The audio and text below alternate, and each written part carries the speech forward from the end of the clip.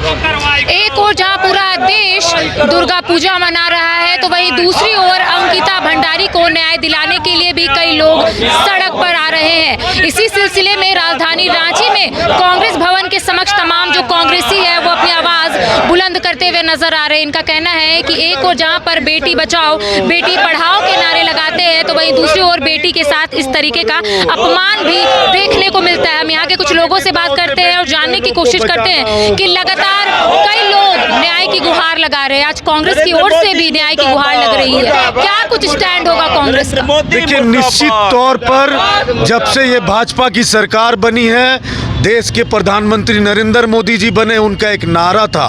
वो नारा सबसे पहले मैं याद कराना चाहता हूँ आपके माध्यम से। बेटी बचाओ बेटी पढ़ाओ का नारा दिया था इन्होंने।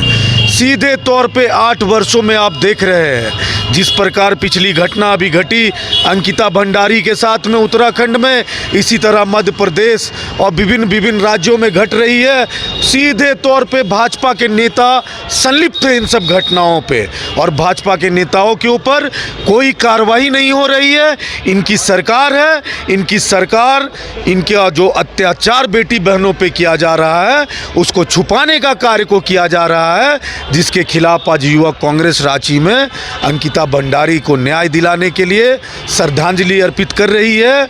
और साथ ही साथ यह मांग करती है केंद्र सरकार से, नरेंद्र मोदी जी से और उत्तराखंड के मुख्यमंत्री धामी जी से कि जो भी इस हत्याकांड में शामिल है, भाजपा के नेता और भाजपा के विधायक पुत्र, उनको फांसी की सजा होनी चाहिए। सीधे तौर पे आप देखेंगे सभी जगह भाजपा के नेता की संलिप्तता है, और महिलाओं और बेटियों के साथ जिस प्रकार अत्याचार कर रहे हैं ये लोग, इनको जवाब देना होगा।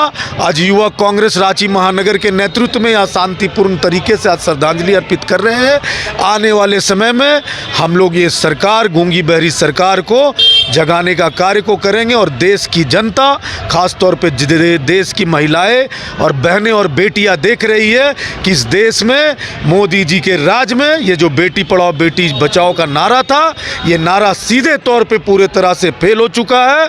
इनके नेताओं से बेटियों और बहनों को बचाना पड़ेगा इस देश में, तो हम लोग आंदोलन करेंगे। दुर्गा पूजा चल रहा है, एक और जहाँ पे कई लड़कियों का पूजा किया जाता है, दूसरी ओर लड़कियों के साथ अत्याचार भी होता है। लगातार आप लोग आवाज़ भी बुलंद करते हुए नजर आ रहे हैं। वही उत्तराखंड की बात करेंगे तो वहाँ पे भी लोग न्याय की गुहार लगा रहे हैं। क्या कुछ कांग्रेस अपना स्टैंड रखेगी इसको लेकर? देखिए, हम लोग आए दिन देख रहे हैं जब से केंद्र की सरकार बना है, विगत 8-9 वर्षों से शुरू से सरकार का नारा था बेटी बचाओ, लेकिन क्या हुआ, हर जगह आप कहीं झारखंड में भी देखिए, अभी उत्तराखंड में देखिए कि एक रिसोर्ट में काम करने जाती है, उसको उत्साहित करने के लिए क्या क्या किया गया, और जब उसके साथ उत्साहित नहीं किया गया तो जब मना करती है तो उसको मार दिया जाता है। ये बीजेपी का नीति आज से नहीं, जब से बना है ये सरकार तब से है। निश्चित तौर पर ये कांग्रेस इसका घोर निंदा करती है, हम लोग इसका विरोध करते हैं, और निश्चित तौर पर 2024 में ये दिखेगी, यही बहन यही बेटियां आदरणीय नरेंद्र मोदी जी को जवाब देगी। क्या लगता है कोई नीति बननी चाहिए, चूँकि लगातार लड़कियों पे अत्याचार हो रहा है, चाहे मध्य प्रदेश की बात कर लेंगे, इनफैक्ट झारखंड में भी लड़कियां अपने आप को सुरक्षित महसूस नहीं करती है। क्या कोई नीति बननी चाहिए इसको लेकर, क्योंकि कैंडल मार्च निकालने से कुछ नहीं होता, लड़कियों को न्याय नहीं मिल पाता है? जी बिल्कुल, नीति बनना चाहिए, और कठोर इसके जो इनके दोषी हों उनको कठोर सज़ा भी मिलनी चाहिए। लेकिन इनको बचाए किसके जाए?